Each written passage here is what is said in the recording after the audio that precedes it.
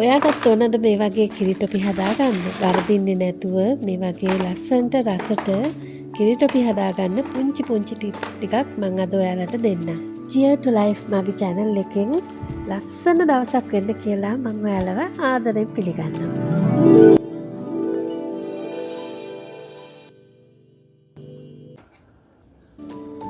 මං හරියටම සීනි ග්‍රෑම් 375ක් කිරලා ගත්තා. මම පාවිච්චි කරන්නේ උකු කිරි ග්‍රෑම් 595ක්. මං ගත්තේ මිල්ක් මේඩ් එක. මිල්ක් මේඩ් එකේ ලොකු ටින් එක. භාජනයකට මිල්ක් මේඩ් එකයි සීනි ටිකයි එකතු කරලා ඒ මිල්ක් මේඩ් එකෙන් ටින් එකෙන් 3 කාලක් පමණ වතුරත් මේකට එකතු කරගත්තා. ඒකම ලුණු පෙන්චකුත් එකතු කරලා හොඳින් කලවම් කළා.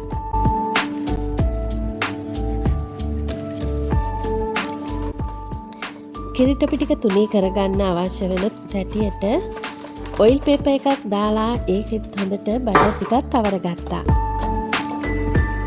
පළවෙනි ටිප් එක තමයි මිල්ක් මේඩ් එක කොච්චර පැණි රස වුණත් සීනි ග්‍රෑම් 375ක් වූ ඊට ටිකක් වැඩියෙන් ගන්න ඕනේ මේක හරි ගන්නට සෙට් කරගන්න.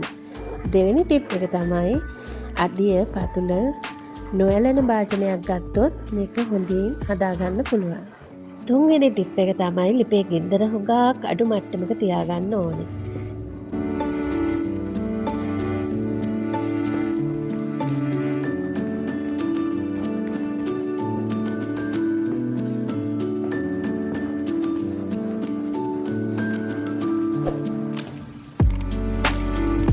විනාඩි 35කට විතර පස්සේ දැන් ටිකක් ඝනකම් වෙලා අතට පුංචි බර ගතියක් දැනෙනවා.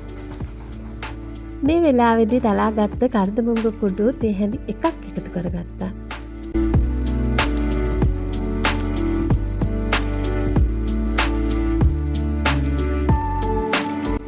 විනාඩි 40ක් විතර මේක හැඳි ගන්නකොට කජු මද එකතු කරනවා නම් මේ වෙලාවේදී එකතු කරගන්න පුළුවන්.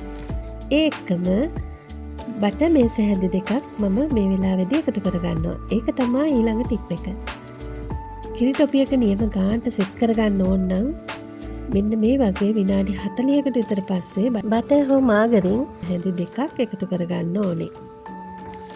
ලිපේ ගින්දර හුඟක් අඩු මට්ටමේ තියෙන නිසා විනාඩි 40ක් විතර ගෙවෙද්දි තමයි මෙන්න මේ ප්‍රමාණයට මේක හරියන්නේ. මේ විනාඩි 47කට පස්සේ දැන් මම කියන්න යන්නේ ස්පෙෂල්ම ටිප් එක. මේ වගේ කිරිටොපි එක හැඳි ගාද්දී හැන්දට උස්සනකොට මේ මිශ්‍රණය මෙන්න මෙහෙම කැඩි කැඩි නම් වැටෙන්නේ. අන්න ඒ වෙලාව තමයි ලිප ඔෆ් කරලා මේක ට්‍රේ එකට දාගන්න ඕන වෙලාව.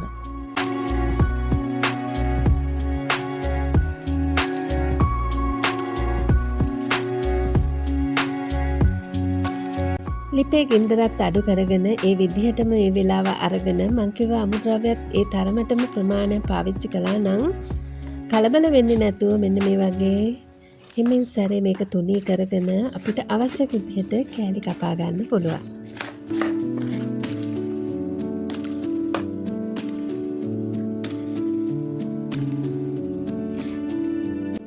ඔයාලා කෑලි කපන පිහියේත් බටර් ටිකක් තවර ගන්න.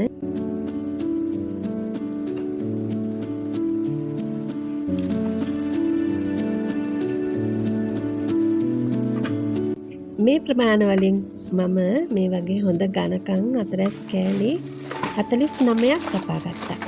තව ඉතින් වටේටම චූටි කෑලි හැම ඉතුරු වුණා. හොඳට පෙනුම තියෙන කෑලි 49ක් කපා ගත්තා. මීට වඩා මේක තුනී කළා නම් මීටත් වඩා ප්‍රමාණයක් කපා ගන්න තිබුණා.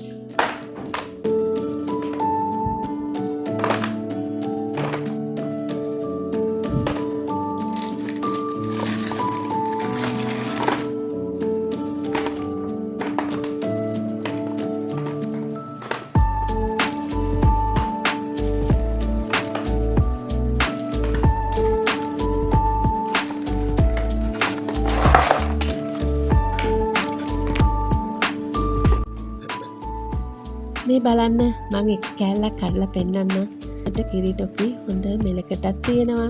ඒ වගේම නියම පදමට හැදිලත් තියෙනවා. මේක හදලා දවසක් විතර යද්දී මේට වඩා නම් ටිකක් හයි වෙනවා.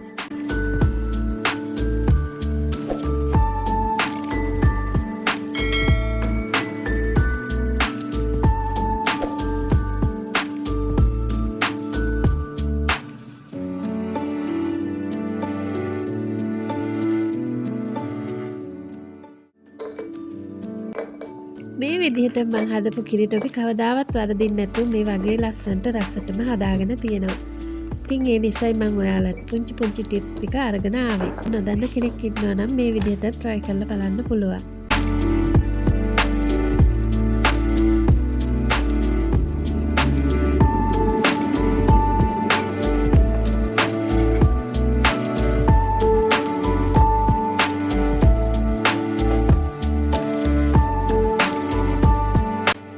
තේ එකක් කිට්ටපිත් එක්ක රස බලන අතරේ අදත් මං ඔයාලගෙන් සමුගන්නම්. ඒත් අපි හැම වෙනතුරු නිරෝගීව සැනසුමින් ඉන්න ලැබෙන්න කියලා ඔයාලට මං හදවතින්ම ප්‍රාර්ථනා කරනවා. අකුරක් ලියලා හරි මට ආදරේ ලබා දෙන ඔයාලට ගොඩාක් ස්තුතිවන්ත වෙනවා. තෙරුවන් සරණයි ඔයාලා හැමෝටම.